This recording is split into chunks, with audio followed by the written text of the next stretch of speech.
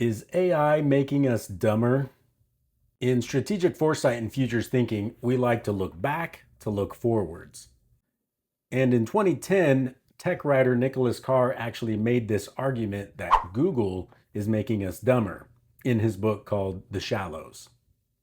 He basically argued that the internet was rewiring our brains. A lot of people at the time thought he was a little nuts. Fast forward today, and it turns out he was right. Well, maybe partially right, not fully right. But there is some evidence to show that these tools, these screens, these platforms have fundamentally altered our attention. This isn't meant to be fear mongering, it's not fiction, but some of these things have been measured in the research literature.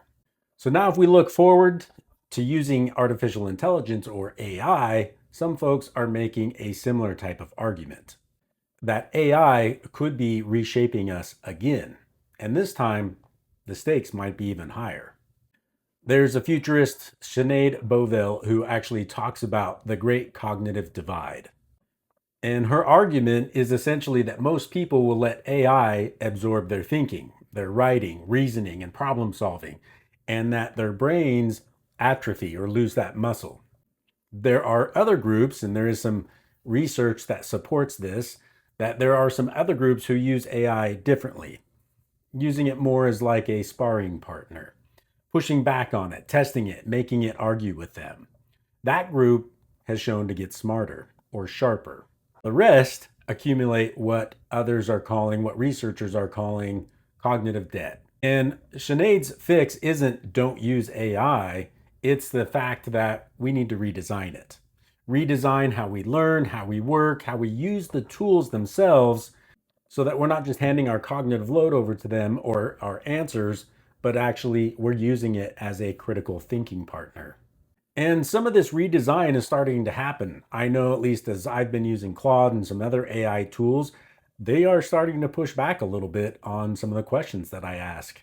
So perhaps that's the catch. It's not that AI is sycophantic, it can be, but that you might need to ask it to kind of push back, to prompt it in the right way so that it doesn't just give you an answer that might not be a great answer. The AI changing its behavior shouldn't change your behavior.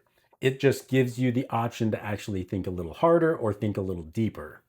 But how do we address this cognitive divide? Well, I think there's several things that we can do. First, you might want to keep AI out of some of your first drafts. Think through some of the processes because that's actually going to help you come up with a better prompt when you do go to AI and ask for some help. Second, maybe sounds a little easier than it is, but don't use AI to replace your thinking. Use AI to challenge it.